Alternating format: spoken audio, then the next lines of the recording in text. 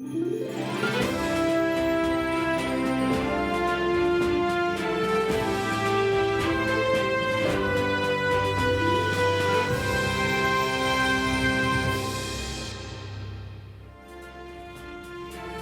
selamat malam. Selamat datang di Talk Politics with Reinhardt. Sejumlah tokoh meramaikan bursa bakal calon wakil presiden 2024. Sebut saja ada nama-nama seperti Erick Thohir, Sandiaga Uno, bahkan sampai nama Agus Harimurti Yudhoyono. Namun kemudian muncul satu nama, yakni Ketua Harian Nasional DPP Partai Perindo Tuan Guru Bajang TGB Muhammad Zainul Majdi yang diusung atau direkomendasikan oleh Ketua Umum Partai Perindo Haritano Sudibyo. Dengan rekam jejak sukses memimpin di Nusa Tenggara Barat, TGB Zainul Majdi berpotensi menjadi pemimpin Indonesia masa depan sebagai calon wakil presiden. Seperti apa peluang dari TGB di bursa Cawapres di Pilpres 2024? Bersama saya Reinhardt Sirait. Inilah Talk Politik with Reinhardt selengkapnya.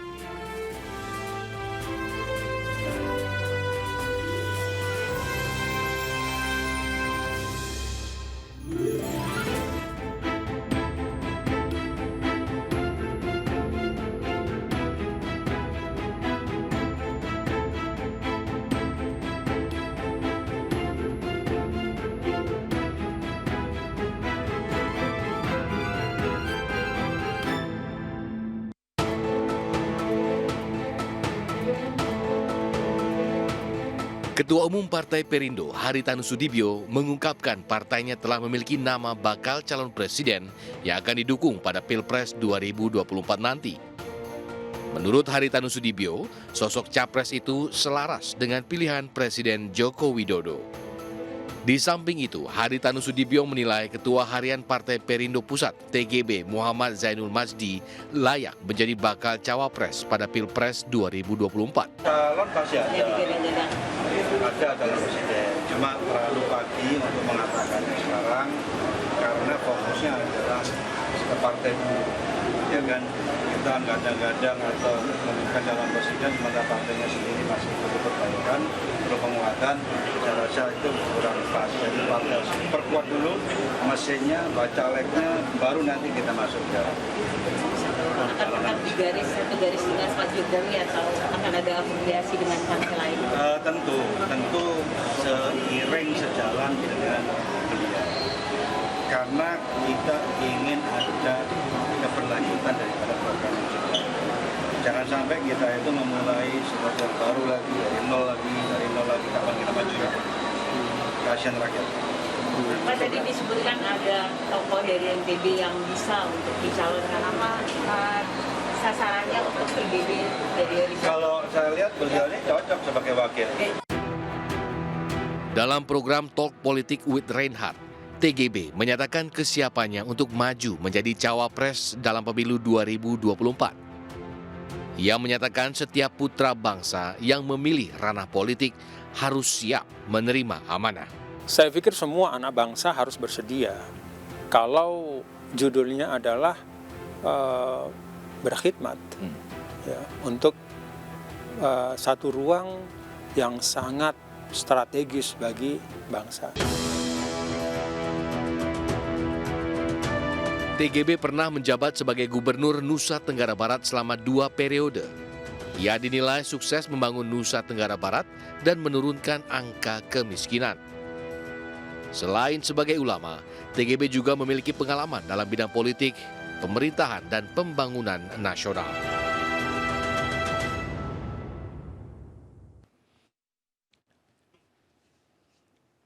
Ya, seberapa besar peluang TGB untuk diusung sebagai cawapres di 2024 dan mengapa kemudian Partai Perindo menyebut TGB ini cocok untuk didorong menjadi cawapres, tapi semua dikembalikan lagi kepada Presiden Joko Widodo. Kita akan membahasnya malam hari ini bersama dengan Wakil Ketua Umum DPP Partai Perindo, Bang Boyke Nofrizon, dan juga Direktur Eksekutif Parameter Politik Indonesia, ada Bang Adi Praitno. Selamat malam Bang Boyke, Bang Adi.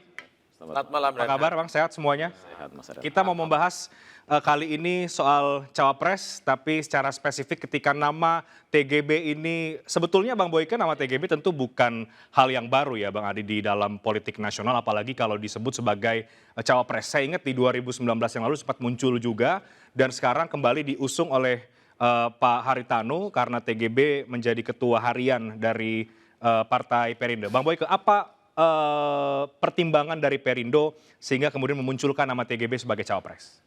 Gini ya, pertama-tama kita melihat dan merefleksi dulu keberadaan seorang Tuan Guru Bajang sebagai seorang tokoh politik tentunya, sebagai seorang tokoh masyarakat yang notabene beliau berakar muncul dari sebuah daerah yang dianggap sebagai daerah tertinggal saat itu ya, Nusa Tenggara Barat. Beliau adalah cucu dari salah satu syekh ya, atau guru besar yang ada di Republik ini, almarhum. Orang besar, orang hebat. Beliau tumbuh dan beliau menjadi politisi di salah satu partai politik, menjadi anggota DPRD saat itu. Menjadi anggota DPR RI saat itu. 3-4 tahun beliau menjadi DPR RI, lalu beliau maju karena memang diamanahkan oleh para tokoh-tokoh yang ada di NTB, sama tuan-tuan guru yang ada di sana. Beliau maju menjadi calon gubernur NTB melawan incumbent saat itu. Nah, keberadaan beliau sebagai seorang tokoh politik tentunya tidak terlepas dari komunikasi beliau ya, sebagai seorang ulama, sebagai seorang cendekiawan. Karena bukan hanya paham mengenai politik kebangsaan, tapi beliau sangat memahami soal agama secara full, karena beliau memang jurusan dari Kairo ya, memahami sangat berbagai macam sisi kemanusiaan atau sisi yang baik hari ini ya, dan bahkan sampai waktu itu. Nah, ketika beliau akhirnya menjadi gubernur, beliau menunjukkan dedikasi beliau sebagai seorang tokoh lokal ya, anak muda. Di usia 33 tahun, beliau menunjukkan dedikasi beliau, kapasitas beliau sebagai seorang yang mendapatkan amanah sebagai gubernur saat itu. Di usia 33 tahun beliau menjadi gubernur, dan selama dua periode dari 2008 sampai 2010, ternyata kebesaran beliau sama dengan kebesaran yaitu kakek beliau. Kakek beliau besar sebagai seorang tokoh ulama ya, menjadi rujukan, menjadi panutan. Tidak hanya di NTB, kakek beliau besar 3 serangkai. Saat itu kakek beliau, saya lalu pendiri dari Al-Khairat, guru besar, lalu Hasyim Mazhari, Kiai Hasyim Mazhari, yang akhirnya 3 orang itu kembali ke Indonesia, yang satu membuat NU, yang satu Habib membuat Al-Khairat yang ada di Sulawesi Tengah, dan kakek beliau saya membuat Nahdlatul Wathon yang ada di NTB. Nah, tumbuh hadirlah beliau, akhirnya beliau mengikuti jejak sang kakek yang menjadi seorang yang menjadi inspirasi. Tapi lagi-lagi beliau tidak hanya sebagai seorang tokoh agama, tapi inspirasi politik beliau berikan, beliau tanamkan, dan beliau benar baktikan kepada NTB ketika beliau menjadi gubernur. Dan itu cukup sukses dalam 2 periode itu. Sangat luar biasa. Di usia yang muda itu, saat itu ya, beliau mendapatkan penghargaan bintang Mahadiputra ya. Bahkan ada 9, bahkan sekitar 11 penghargaan. Yang tentunya penghargaan itu bukan hanya pada presiden ya, yang saat itu ada memegang kekuasaan, tetapi penghargaan tidak hanya di tingkat nasional, tapi tingkat internasional. Oke, jadi secara figur ini sudah sangat lengkap ya, Pak? Dinobatkan oleh Syekh yang ada di Kairo sana, Mesir, sebagai salah satu tokoh yang sama dengan tokoh-tokoh dunia lainnya, yang sangat peduli tentang bagaimana sisi kemanusiaan dan sisi keagamaan. Seorang tokoh muda yang mendapatkan kepercayaan ya, mendapatkan menjadi anggota di antara para tokoh-tokoh dunia lainnya, yang tentunya itu para tokoh-tokoh senior lainnya. Beliau paling muda. Nah, dilihat dari sisi itu, bahwa keberhasilan beliau bukan hanya keberhasilan ketika beliau mengangkat NTB, yang saat itu menjadi daerah yang tertinggal ya, tapi berhasil alhamdulillah di tangan beliau. Beliau berhasil menaikkan pangan, beliau berhasil memberantas kemiskinan. Bahkan saat itu NTB, saat beliau menjadi gubernur, itu mendistribusikan kekayaan sangat luar biasa tentang beras ya. Dan bahkan penghasilan yang didapatkan ya, pangan dapatkan dari NTB diserahkan kepada pusat. Itu salah satu keberhasilan beliau di tingkat pangan. Lalu di tingkat pariwisata sangat luar biasa. Penghargaan diberikan oleh Bapak Presiden Susilo Bambang Yudhoyono saat itu kepada beliau adalah penghargaan dari sisi pariwisata. Karena keberhasilan beliau mengangkat citra yang NTB ya, itu menjadi salah satu daerah wisata yang ada di Indonesia. Sebagai provinsi sangat luar biasa. Nah, rekam jejak beliau yang kita lihat dari lalu ya sampai hari ini, kita tidak melihat bahwa tidak hanya sebagai memiliki ambisiusme sebagai tokoh politik dan hari ini beliau menjadi ketua harian, tapi ambisiusme beliau sebagai tokoh politik untuk berkuasa itu saya mengenal beliau. Karena saya dari partai yang sama sebelumnya. Jadi saya sangat mengenal beliau, hampir 10 tahun kita sama-sama. Sikap cara bagaimana beliau menjadi seorang pemimpin atau memimpin ya, karena ada karakter pemimpin yang ada beberapa poin. Ada yang wibawa, ada yang sangat demokrasi, yang otoriter, dan segalanya. Dan beliau memiliki sikap dan karakter pemimpin yang sangat, saya anggap sangat luar biasa. Jadi dari rekam jejak, dari sosok, itu yang kemudian menjadi pertimbangan dan dianggap kemudian Tuan Guru ini layak untuk menjadi cawapres di Pilpres 2024. Oh iya, makanya kalau akhirnya dari Perindo dan Ketua Umum melirik ya dan melihat bahwa kehadiran Tuan Guru Bajang Zainul Masjid ini sebagai tokoh politik, tokoh muda yang hari ini ada di Republik ini, dan kalau memang memiliki kesempatan untuk menjadi salah satu yang terbaik di negara ini, kenapa tidak? Karena gini, rekam jejak beliau bukan hanya saat ini lagi viral beliau untuk maju sebagai cawapres, tapi Mas Adi ya, sebelumnya 2019 beliau pun juga sama. Beliau menjadi salah satu tokoh anak muda yang memang dilirik oleh tokoh-tokoh partai politik yang saat itu sedang mencari tokoh-tokoh muda untuk menjadi wakil presiden. Tentunya karena memang takdir politik beliau belum dapat, ya akhirnya sekarang beliau ada di Partai Perindo dan menjadi ketua harian. Menarik kita bahas lebih lanjut, Bang Adi Praitno, di tengah nama-nama cawapres yang ada nih, bursa-bursanya kan sebetulnya banyak ya, tapi kemudian Perindo memunculkan nama Tuan Guru Bajang, yang tadi juga Bang Boyke katakan sebetulnya di pemilu yang lalu juga sempat dimunculkan, dan sekarang juga muncul lagi, didorong oleh Partai Perindo. Bagaimana Bang Adi melihat nama TGB sebagai nama yang kemudian punya peluang untuk didorong menjadi cawapres? Kalau kita memaknai politik itu adalah serba kemungkinan, maka peluang TGB masuk dalam konteks itu. Kenapa? Yang tidak mungkin dalam politik itu hanya membangkitkan orang yang sudah meninggal, Bang. 2019 yang lalu, kita tahu Jokowi itu bukan dengan Kiai Ma'ruf Amin. Sebut saja misalnya Pak Mahfud MD, juga digadang-gadang, bahkan jelang 2 jam, 3 jam sebelum deklarasi bersama, nama itu berubah secara total. Itu artinya apa? Kalaupun toh sekarang ada konfigurasi soal capres dan cawapres, sebelum ada keputusan resmi dari KPU bahwa mereka adalah kontestan pemilu diusung oleh partai dan gabungan partai politik, maka selama itu juga apapun itu bisa akan terjadi. Yang kedua yang ingin saya katakan, kenapa misalnya TGB ini selalu masuk dalam landscape politik elektoral 2019 yang lalu ataupun 2024, sederhana. Kalau kita melihat angka-angka kuantitatif di survei misalnya, pertanyaannya adalah yang diinginkan oleh publik satu adalah variasi. Kalau capresnya Jawa, maka cawapresnya ada non-Jawa. Di situ masuk TGB. Karena dianggap sebagai gubernur yang dinilai punya rekam jejak yang disampaikan oleh Bang Boyke, ulama juga, paham agama dan agamanya moderat. Yang kedua kalau ditanya juga, irisan soal kalau pasangannya itu adalah nasionalis, capres, maka calon wakilnya harus religius ataupun agamis. Kombinasi-kombinasi ini juga menjadi variabel penting.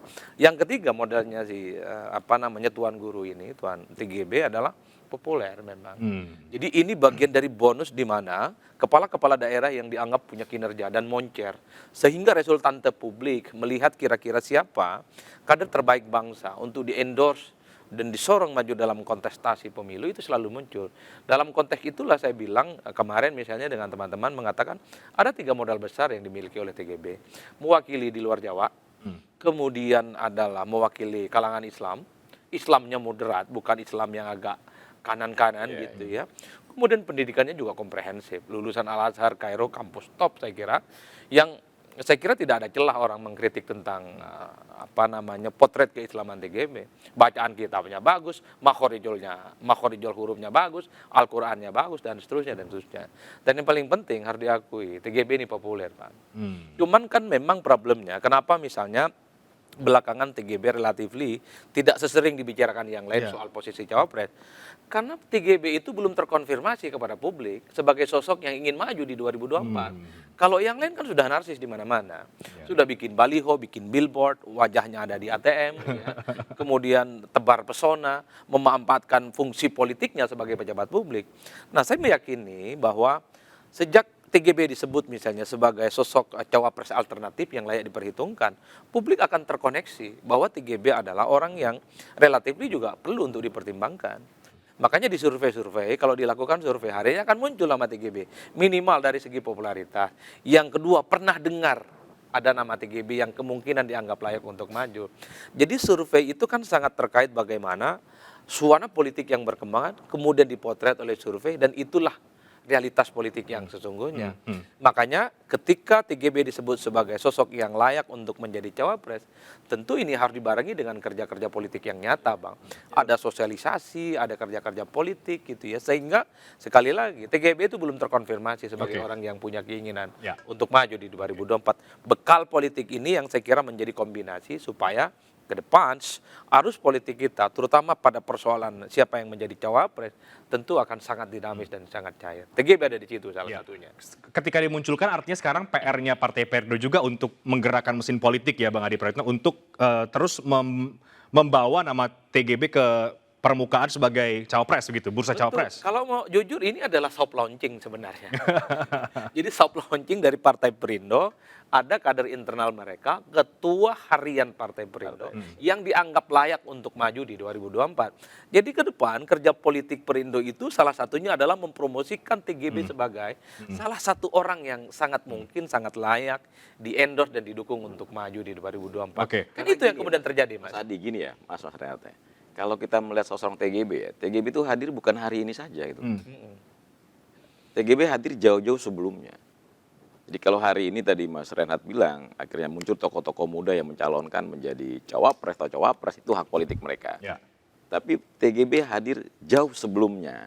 Seorang sosok anak muda yang memiliki kapasitas, memiliki moralitas sangat luar biasa. Keilmuannya tidak bisa diragukan lagi ya. Baik keilmuan sebagai seorang cendekiawan maupun keilmuan sebagai seorang agamais. Yang tadi disampaikan oleh Mas Aji bahwa tentang agamanya tidak bisa diragukan lagi. Nah, tentunya bukan hanya persoalan itu bahwa Pak Haritanu akhirnya memutuskan nama Tuan Guru Bajang ya TGB Jainul Masdi sebagai salah satu atau ya direkomendasi dari komit dari partai menjadi calon wakil presiden dari Partai Perindo. Tentunya Pak Haritanu bukan, maaf ya, bahasa Betawinya ujuk-ujuk gitu loh. Tiba-tiba merekomendasikan seorang untuk maju menjadi cawapres, tidak. Pak Haritanu jauh sebelumnya Tuan Guru Bajang diambil dan diposisikan sebagai ketua harian partai. Tentunya beliau sebagai seorang orang yang sangat pintar, Pak Haritanu sebagai ketua umum, kan tidak semata-mata tutup mata tutup telinga. Beliau punya isi, beliau punya rekam jejak dan pengetahuan tentang seorang Tuan Guru Bajang dari mulai awal sampai akhirnya memutuskan TGB menjadi ketua harian partai. Nah, dari kesimpulan kita bersama akhirnya memutuskan bahwa ini tokoh yang sudah layak. Karena TGB kita anggap sudah matang sebelumnya. Sebelum TGB hadir di Perindo, TGB sudah matang.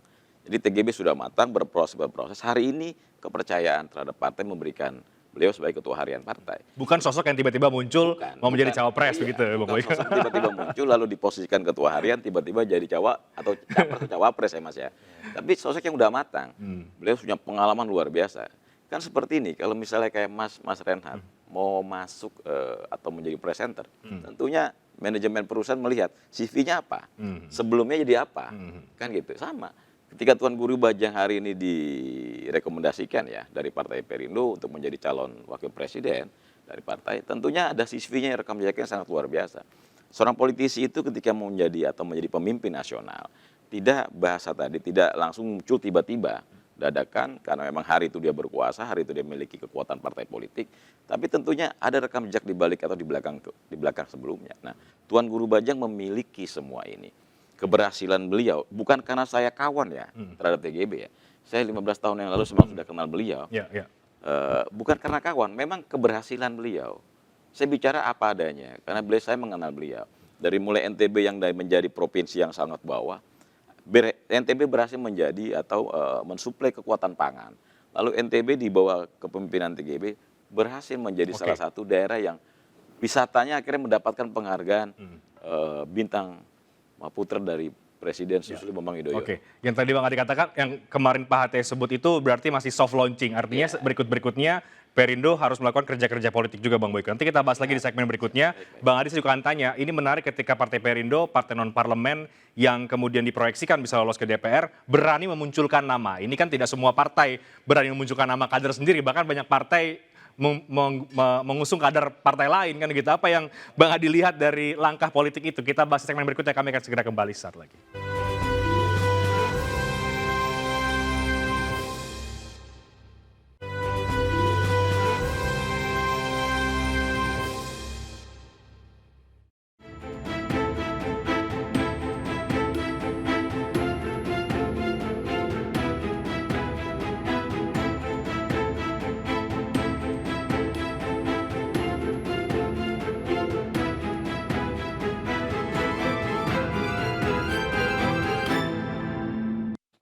Oke, kita lanjutkan dialog di Talk Politik with Reinhardt pada malam hari ini dengan tema TGB Cawapres Nasionalis Religius. Tadi sudah banyak kita bahas mengapa kemudian nama ini cukup mumpuni untuk diajukan sebagai cawapres di tengah nama-nama yang sebetulnya sudah ada. Tadi menarik Bang Boyke katakan TGB ini sebetulnya bukan baru-baru ini muncul, tapi sudah lama kemudian ya akhirnya sekarang memilih jalur politik di Partai Perindo. Ini cukup menarik Bang Adi ketika Partai Perindo berani memunculkan nama.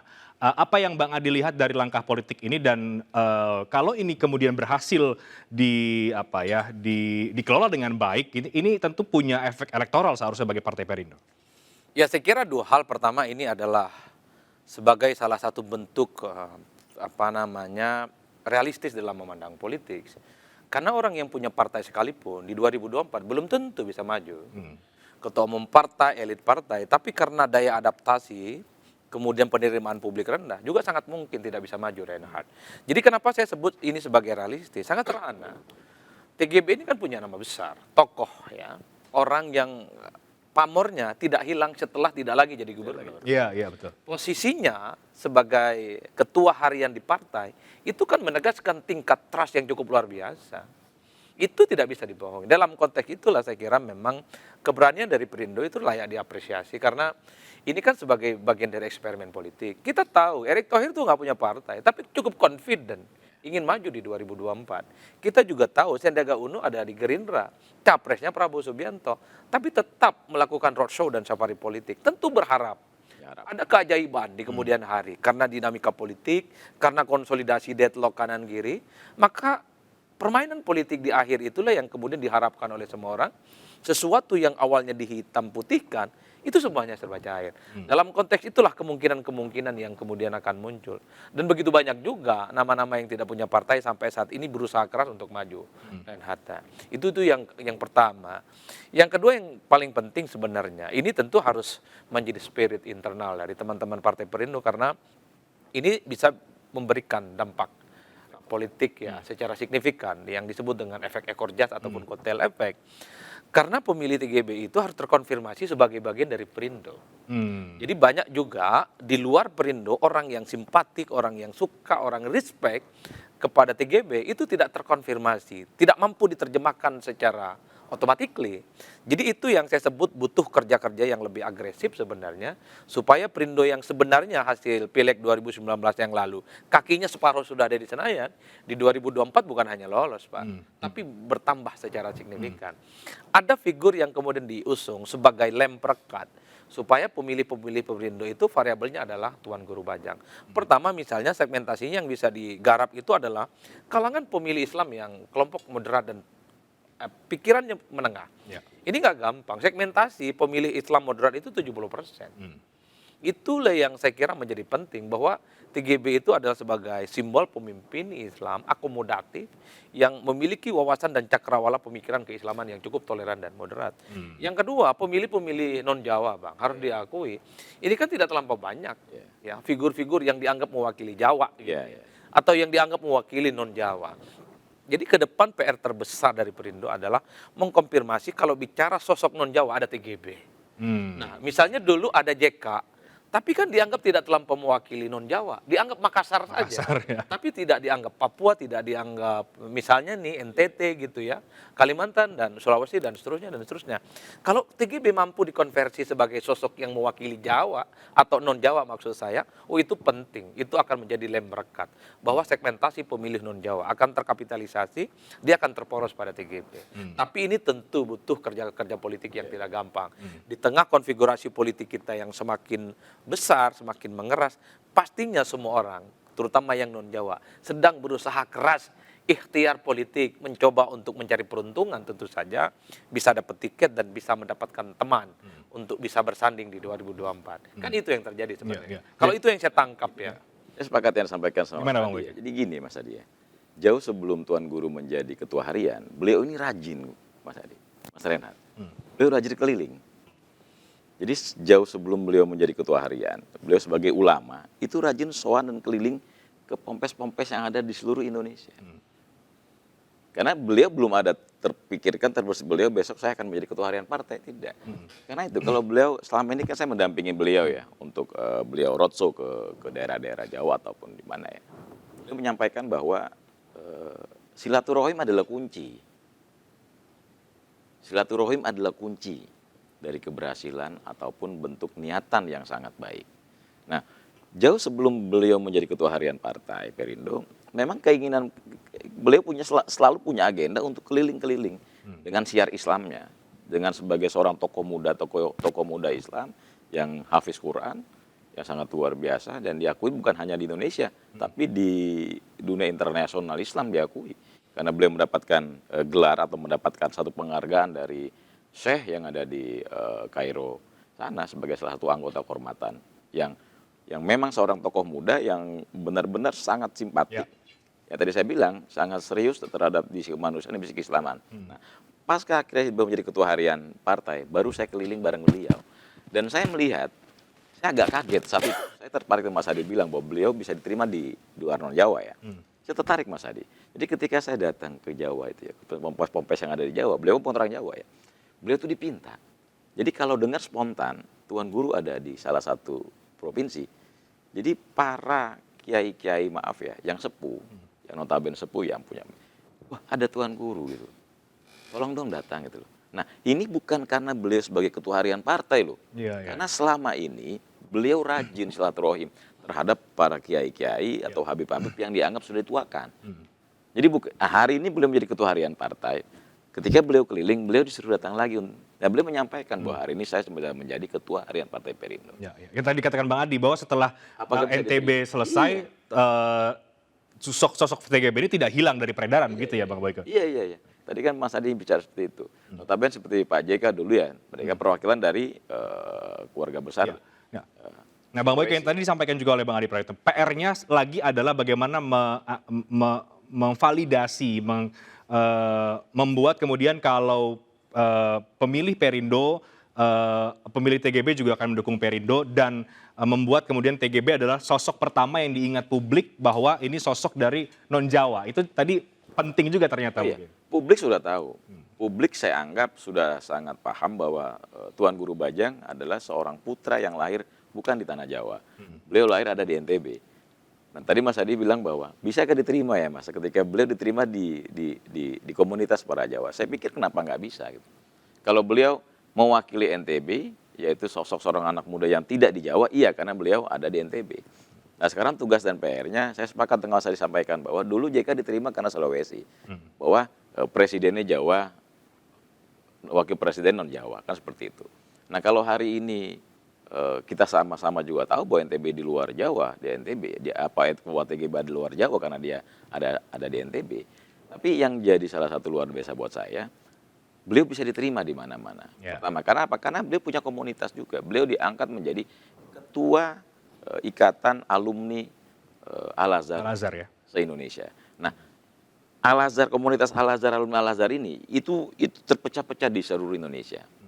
Dan mereka notabene ada di semua pondok pesantren yang ada di Republik ini. Itu ada di Jawa Timur, Jawa Tengah, Jawa Barat, di Sulawesi, di Manado segala macam, di Makassar, di manapun itu ada. Dan hari ini TGB didaulat menjadi ketua umum dari Ikatan Alumni Al-Azhar se-Indonesia. Dan itu menjadi jaringan sangat luar biasa bagi kita dan bagi kami semua. Dan itulah kenapa akhirnya TGB bisa diterima, bukan hanya di luar Jawa. Alhamdulillah. Bahkan di Pulau Jawa pun Jawa. gitu ya. Oke. Karena rajin silaturahim dan memang dia punya komunitas yang sangat luar biasa. Bagi kita. Bang, kemarin kan Bang Boyke juga ikut ke NTB ya bersama Pak Haritano begitu, yang kemudian akhirnya tercetuslah untuk mendorong TGB sebagai cawapres. Bagaimana suasana kebatinan kader masyarakat di NTB ketika wacana itu dimunculkan oleh Pak Haritano? Tadi disampaikan Mas Adi ya bahwa TGB sudah muncul 2019 yang lalu. Lalu kalau takdirnya kemarin memang belum menjadi takdir politik, lalu hari ini dimunculkan kembali, lalu ada akhirnya sebuah kesepakatan yang akhirnya ditularkan dan akhirnya diputuskan oleh ketua umum. Kita punya kader yang dianggap kader terbaik hari ini, dan bahkan bukan hanya menjadi kader terbaik Perindo, tapi menjadi salah satu kader terbaik yang ada di Indonesia. Alhamdulillah hari ini ada sebagai ketua harian partai yaitu TGB. Nah, ketika disampaikan itu di depan publik, tentunya teman-teman atau masyarakat NTB mengenai seorang TGB didaulat menjadi wakil presiden, mereka tidak akan kaget. Karena jauh sebelumnya mereka sudah tahu yang disampaikan Mas Adi tadi. Bahkan mungkin berharap untuk itu ya. Berharap. Nah, bahkan tingkat tadi Mas sampaikan bahwa bagaimana partai bisa mengkapitalisasikan. Ya, caranya bagaimana tuh Bang Boyke sekarang mengkapitalisasikan itu? Sosok, tadi sampaikan Mas Adi, bagaimana keberadaan TGB itu menjadi efek ekor jas. Wah, TGB adalah Perindo adalah TGB. Karena jauh sebelumnya saya sampaikan, TGB sudah matang gitu loh. Ya. Ketika TGB belum di Perindo, beliau sudah matang. Emang menjadi tokoh anak muda, menjadi tokoh bangsa. Salah satu yang menjadi panutan soal keislaman gitu. Nah, beliau sudah matang, lalu ketika beliau masuk Perindo, ini antara Perindonya matang sebagai partai politik, walaupun belum ada Senayan, tapi memiliki pengalaman politik. TGB matang sebagai tokoh, sebagai anak bangsa, tokoh bangsa, yang beliau matang memiliki pengalaman yang panjang, pengalaman memimpin. Lalu ini dikomunikasikan dan dikombinasikan. Ketika TGB menjadi ketua harian partai, ini dikomunikasikan dan dikombinasikan. Lalu tadi disampaikan Mas Adi, saya sepakat bagaimana ini dikapitalisasikan, disiarkan kepada publik Indonesia bahwa keberadaan TGB adalah salah satu tokoh yang didaulat oleh Partai Perindo menjadi calon wakil presiden. Oke, tadi disampaikan Bang Adi Praitno. Kapitalisasikan itu, mensiarkan itu. Ya, Bang Boyke tadi sampaikan oleh Bang Adi Praitno bahwa selain kemudian mengkapitalisasikan begitu ya agar ini ada kotel efek bagi Partai Perindo, tadi juga Bang Adi mengapresiasi keberanian Perindo untuk mendorong kader TGB sebagai cawapres. Ini langkah yang cukup berani, tapi bagaimana juga hitung-hitungan politiknya ini bahwa saat ini memang berada di luar parlemen, tapi berani untuk mengusung kader sendiri. Mungkin Partai Perindo belum ada di parlemen. Kalau orang bilang mungkin ada orang yang memiliki tanggapan positif, tentunya ada juga yang miring Mas Adi ya, negatif. Toh partai belum ada di Senayan kok tiba-tiba udah ngusung cawapres gitu. Ya bagi kita bahwa kita punya wadah partai politik. Kita punya wadah partai politik. Persoalan hari ini Partai Perindo belum ada di Senayan, artinya belum ada persyaratan untuk ikut, kan gitu ya, untuk ikut menjadi bagian dari pemilihan election yang memiliki hak karena mereka memiliki persentase di ada Senayan. Tapi bagi kami ini partai politik.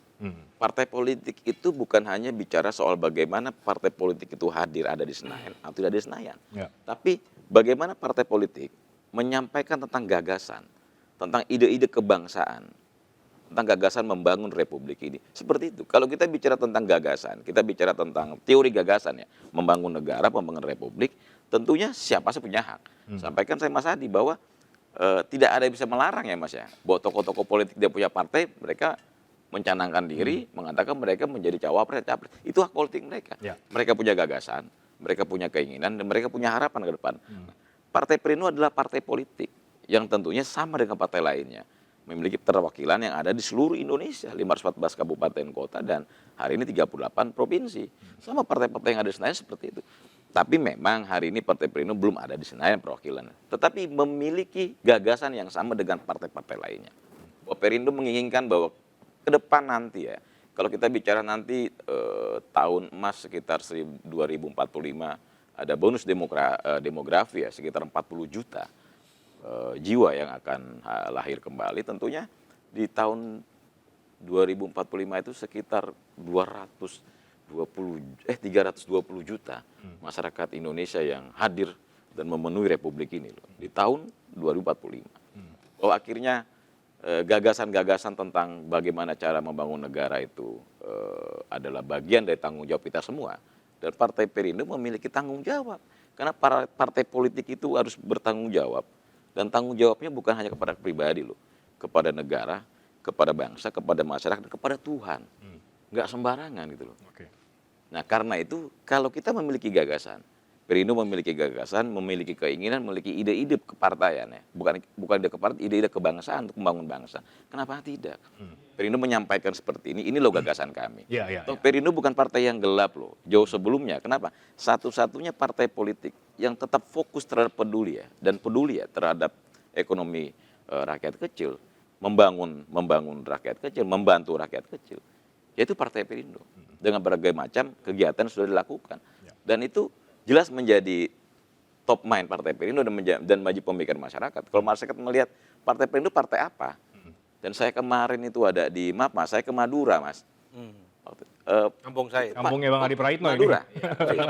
Dia bilang, ini partai gerobak. Loh, saya nggak marah, malah saya bangga. Mas. Kalau ketua umum Partai Perindo adalah seorang pengusaha global, tapi masyarakat tidak lihat Pak Haritanu sebagai pengusaha kapital global, tidak. Pak Haritanu bisa dan kawan-kawan di Perindo bisa mentransformasikan tentang bahwa partai ini adalah partai gerobak. Partai gerobak itu partai rakyat kecil. Bahwa partai ini partai yang sangat... Memang ada itu ya, gerobak Perindo ya. Sangat, Mas. Iya. Karena respek publik itu terhadap Partai Perindo karena memang sangat peduli, Mas. Karena gini loh, Mas. 2019 gagal. Sampai hari ini setelah gagal itu distribusi pembagian tetap dilakukan. Tetap dilakukan, Mas. Bagi saya belum gabung loh, Mas, di Perindo. Saya bilang, ini gila ini partai gitu loh.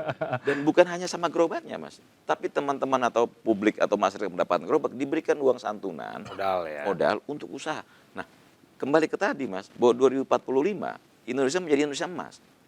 Pertama bonus demokrasi itu sekitar ya kira 40 juta. Artinya kalau di totality ada sekitar 320 juta jiwa masyarakat Indonesia.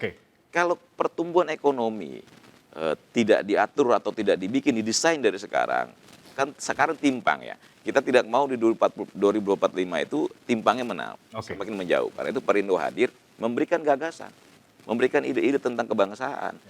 Nah, hadirnya TGB itu akhirnya menjadi stimulus tentang gagasan kebangsaan soal Indonesia yang sejahtera. Bahwa Partai Perindo mempunyai tagline ya, Mas, ya, tentang kesejahteraan. Akhirnya itu menjadi stimulus bahwa hadirnya Pak TGB sebagai seorang tokoh bangsa. Mudah-mudahan gagasan untuk menuju Indonesia sejahtera dari tahun 2045 itu sesuai dan seiring dengan ide dan gagasan dan bahkan hadirnya Tuan Guru Bajang sebagai di dalam Partai Perindo. Jadi sebagai tokoh bangsa. Ya, kalau kata Presiden Jokowi, TGB ini gerbongnya panjang banget katanya. Satu, yang kedua gerbongnya Perindo ada di mana-mana setiap Presiden kunjungan kerja. Bang Adi Praitno, kerja politik seperti apa yang perlu dilakukan oleh Partai Perindo setelah ini, selain kemudian kita bicara soal sosialisasi, apakah ini juga perlu dibawa ke rekan-rekan partai politik yang lain? Karena kita tentu pasti bicara ada koalisi di sana. Ya, pertama memang harus solid di internal. Saya bilang tadi ini sebatas soft launching yang disampaikan oleh Haritanu. Maka ini perlu diamplifikasi, dijelaskan kepada kader-kader Perindo di seluruh Indonesia bahwa mereka punya jagoan namanya Tuan Guru Bajang. Itu penting. Sehingga kalau ada poster, ada spanduk, ada baliho, ada billboard, ada nama Tuan Guru Bajang di situ yang ya disebut sebagai menuju jalan panjang 2024. Nah, TGB menuju jalan panjang 2024. Kenapa saya sebut jalan panjang? Karena sampai saat ini semua calon sedang berusaha. Belum fix dan final. Nunggu nanti keputusan. Jalan panjang ya, Mas? Betul. Nunggu Salaman dulu kita, Mas. Panjang ini, Pak. Karena Orang yang punya elektabilitas sampai ke langit sekalipun belum tentu bisa Betul. maju. Iya benar-benar. Nah makanya saya selalu mengatakan TGB akan selalu menarik kalau dalam teori komunikasi politik disebut dengan punya diferensiasi politik. Apa diferensiasi politik yang bisa memberikan insentif politik elektoral dari TGB? Misalnya TGB harus terkonfirmasi sebagai satu-satunya tokoh yang mewakili non-Jawa. Ya. Tadi saya mencontohkan, Pak JK itu memang dianggap mewakili non-Jawa, tapi kalau dilihat sederhana, cuma kelihatan Sulawesinya. Yes, Tidak mewakili Sumatera gitu, dan seterusnya. Bisa tidak TGB itu melampaui bukan dalam Hanya tanda kutip NTB. figur hanya NTB, tapi mewakili non-Jawa secara keseluruhan. Secara Yang kedua, bisa tidak TGB itu ke depan direplika sebagai pemikir Islam kontemporer yang moderat, yang cukup representatif tampil dalam politik internasional, bahkan nasional. Kan begitu, Pak. Iya, Kenapa? Lulusan Al-Azhar, doktor gitu ya, pemahaman agamanya bagus, kitab klasiknya bagus. Nah ini kan yang saya sebut sebagai untuk diamplifikasi. Dua diferensiasi politik yang sepertinya dibutuhkan oleh capres-capres yang saya lihat dari jauh rata-rata nasionalis semua gitu ya. Yang mungkin Islamnya abangan bukan santri. TGB ini kan Islamnya santri. Saya mau tanya dulu seperti izin ya, potong ya.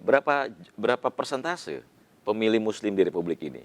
Ya kalau dilihat semua 85%. 85%. 85% secara total, tapi kan ada Muslim yang rada kanan, Ya, ada ke tengah dan moderat. TGB mewakili itu ya salah satu. Nah, 65% yang saya sebut sebagai kelompok-kelompok Islam yang tidak terlampau suka dengan jargon-jargon agama di ruang publik, ini perlu diamplifikasi, bisa tidak ditarik sebagai bagian dari preferensi orang yang kemudian akan memilih TGB. Bahwa TGB adalah lulusan Mesir, ya, doktor, ya, pikiran agamanya moderat, ya, tapi bisa tidak ini menyedot aspirasi 65% masyarakat yang memang lebih memilih pikirannya itu moderat, kan kira-kira begitu. Iya. Itu yang saya sebut bahwa menarik kalau dicari sisi apa jenis pembeda TGB itu dengan yang lainnya untuk melengkapi nama-nama capres yang kelihatan sangat nasionalis, sekuler, dan tentu saja ya Islamnya adalah abangan.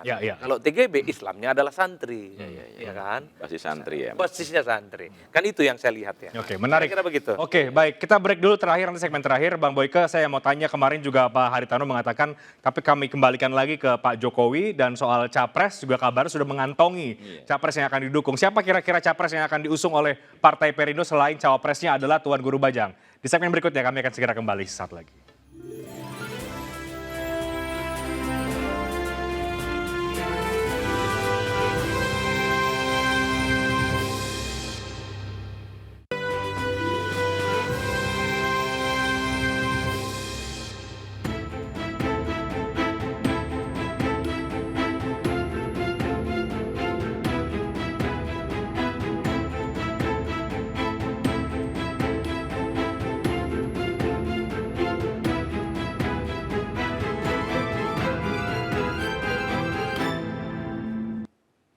Segmen terakhir saya langsung ke Bang Boyke. Tadi kemarin juga Pak Haritano mengatakan akan ada menyerahkan kembalikan lagi kepada Presiden Jokowi. Artinya soal capres-cawapres sekali lagi Partai Perindo tegak lurus terhadap arahan dari Presiden Joko Widodo? Ya karena gini, kita pun tahu diri kan Mas. Tadi kan disampaikan bahwa Partai Perindo adalah partai politik yang hari ini belum memiliki keterwakilan di Senayan. Jadi kita punya batasan bagaimana kita bersikap secara politik. Kita punya batasan bagaimana kita menempatkan partai kita terhadap publik. Karena itu soal calon presiden itu bukan milik kita. Gitu. Tapi kalau memang ada beberapa nama kita diskusikan iya. Tapi bukan milik kita. Ranah kita yaitu ranah bagaimana kita memiliki seorang kader ya terbaik bagi kami, kader terbaik di partai maupun kader salah satu kader terbaik di Republik ini. Mudah-mudahan insya Allah berkah menjadi calon wakil presiden di Republik ini untuk election 2024 nanti. Nah, persoalan bagaimana menempatkan diri siapa calon presiden kita serahkan kepada Pak Joko Widodo yang tentunya sudah bicara atau sudah mendesain seperti apa sih yang pantas melanjutkan untuk memerintahkan Republik ini agar jauh lebih baik kembali. Tapi kabarnya sudah punya nama, sudah mengantongi nama, Bang Boyke. Ya, nama banyak ya. Filternya ada di ketua umum. Tapi tidak bisa disampaikan begitu ya. Tapi belum, itu bukan ranah kita, itu nanti ya. Nanti kita dibilang, loh kok partai belum punya hak untuk bicara itu tiba-tiba bicara. Agak malu ya Mas. Karena itu Pak Haritano juga sangat paham, beliau tahu bagaimana partai ini bisa menempatkan diri di publik. Karena itu yang di endorse atau bunyikan di publik, yaitu Tuan Guru Bajang sebagai calon wakil presiden yang tentunya dari Partai Perindo. Tadi saya bilang bahwa kita punya hak yang sama. Ya. Mas Adi juga punya hak yang sama karena sebagai manusia yang bebas ya, sebagai warga negara Indonesia, haknya menjadi apapun segala macam yang sama. Nah, karena itu Partai Perindo memiliki hak juga. Tentunya untuk mudah-mudahan tokoh ini bisa baik dikedepankan mencalon wakil presiden. Oke. Tentunya presidennya siapa ya, itu hak dari Pak Joko Widodo. Ya, Tapi oke. Pak HT sudah memiliki nama itu ya. Oke, namanya itu Mudah-mudahan bisa nanti. sinkronisasi dengan apa harapan kita semua. Oke, komunikasi politik dengan partai-partai lain bagaimana, Bang Boyke? Alhamdulillah, tapi kita belum bicara sejauh itu, Mas. Karena tadi saya bilang bahwa kita bisa menempatkan diri, bahwa partai kita belum ada di Senayan. Karena itu kita bisa berkaca diri. Kalau kita bicara membedah soal calon presiden, bagi kami nanti kami dianggap tanda kutip ya. Tapi kalau komunikasi politik terhadap teman-teman di partai lain, alhamdulillah berjalan dengan baik. Tetap dilakukan ya? Bicara tentang situasi nasional, itu tetap kami lakukan. Pasca nanti pergantian Presiden Pak Joko Widodo, itu siapa, artinya siapa presiden yang akan meneruskan, yang melanjutkan program-program kebangsaan ya terhadap kemajuan Republik ini sejauh apa, ya itu sudah kita diskusikan. Oke. Tapi siapa dan siapa sebagai capres kita nggak bicara Oke, karena itu. baik. Bang Adi Praitno, sekarang artinya konfigurasi bursa cawapres nambah lagi namanya, Tuan Guru Bajang. Artinya meskipun bukan nama yang baru, tapi kembali dimunculkan. Ini cukup menarik, apakah bisa kemudian mempengaruhi dinamika cawapres yang ada? Karena kursi cawapres di tahun 2024 ternyata sangat signifikan gitu Bang Adi. Ya tentu sangat dinamis karena posisi cawapres itu kan juga diincar oleh banyak orang. Saya yakin ketika nama TGB dimunculkan oleh Perindo, ke depan ketika bicara tentang siapa yang bisa jadi cawapres, TGB masuk di dalamnya. Minimal jadi perbincangan, minimal jadi diskursus. Karenanya bagi saya simpel Bang, Perindo ke depan kerja keras dan keras. Meningkatkan popularitas, meningkatkan elektabilitas TGB, dan yang paling penting carilah partai politik dan gabungan untuk bisa mengusung TGB berpasangan dengan siapapun yang itu adalah orang-orangnya Jokowi, apakah itu Ganjar, apakah itu Prabowo, apakah Erick Thohir, Erlangga Hartarto dan seterusnya, untuk bisa mendaftar ke KPU secara bersama sebagai kontestan pemilu. Itu adalah akad politik yang sesungguhnya. Kalau selain sekarang kan tunangan, baru pendekatan, tapi itu tadi sebelum ada keputusan resmi dari KPU apapun bisa terjadi. Saya kira begitu poin saya. Oke, jadi Bang Adi Praitno kalau kemudian ini sekali lagi bisa dimaksimalkan kerja-kerja politiknya oleh Partai Perindo, Anda melihat selain karena basis surveinya juga sudah cukup tinggi, kotel efek dari TGB ini juga akan bisa memaksimalkan Perindo untuk bisa lolos ke Senayan. Bagaimana Bang? Persis. Ada kotel efek, ada spirit karena ada kader di internal yang diusung oleh Perindo, dan yang paling penting ya bagi Perindo juga punya panggung besar yang sangat mungkin bisa dimainkan untuk 2024. Saya selalu mengatakan menyesal partai politik yang tidak menggunakan panggung 5 tahunan untuk mencalonkan kader terbaik mereka di 2024. Persoalan dapat tiket, persoalan menang itu lain hal. Tapi bahwa ada kebanggaan kader tersendiri, Ada gagasan, diusung, ada gagasan, portofolio politik dari internal. Nah itu yang saya sebut sebagai dignity, sebagai sebuah partai politik. Untuk apa bikin partai politik kalau ujung-ujungnya usung yang lain? Banyak loh Bang yang mengusung kader-kader partai lain. Itu dia. Padahal politik itu adalah rekrutmen elit untuk jabatan politik strategis. Ini sudah dimulai. Tinggal ikhtiar politiknya ke depan. Saya kira-kira begitu. Oke, bagaimana Bang Boyke terakhir dari Partai Perindo setelah ini kemudian menjadi perbincangan, bisa merubah peta bursa cawapres? Apa yang akan dilakukan sekali lagi? Ya kita berharap, tadi disampaikan Mas Adi juga bahwa ke depan itu hanya 3 poin yang harus dilakukan. Kerja keras. Bagaimana menyampaikan kepada publik bahwa gagasan kita berpartai, gagasan dari Partai Perindo terhadap politik kebangsaan, seperti apa, itu disampaikan kepada publik. Bahwa hari ini kita punya Tuan Guru Bajang sebagai ketua harian dan alhamdulillah juga sebagai salah satu tokoh terbaik di Republik ini. Dan notabene juga usia beliau kan juga masih muda. Usia beliau beda cuma 50 tahun hari ini. Nah, artinya masih muda ya, bisa berkompetisi dengan tokoh-tokoh muda lainnya. Tapi jauh sebelum itu bahwa memang beliau memiliki gagasan, beliau memiliki kedisiplinan, keilmuan, beliau memiliki pengalaman. Dan ini bisa sinkronisasi dengan partai Lalu partai memiliki apa sampai ke Mas Hadi, ada kerja keras Oke, untuk menyampaikan kepada publik bahwa pertama Perindo hadir untuk rakyat. baik. TGB hadir untuk bangsa. Mudah-mudahan isi bisa Oke. selaras dan insya Allah mudah-mudahan bisa terjawab Mas Hadi. Ya. Oke, kita akan lihat setelah ini bagaimana kemudian nama Tuan Guru Bajang Muhammad Zainul Majdi ini masuk dalam top of mind cawapres yang ada di Indonesia jelang Pilpres 2024 setelah kemudian Pak Haritano, Ketua Umum Partai Perindo mengusungnya sebagai cawapres yang cocok di Pilpres 2024. Demikian Talk Politik with Reinhardt malam hari ini. Terima kasih Bang Boyke, terima kasih Bang Adi Praitno. Selamat malam, sehat selalu. Sampai jumpa.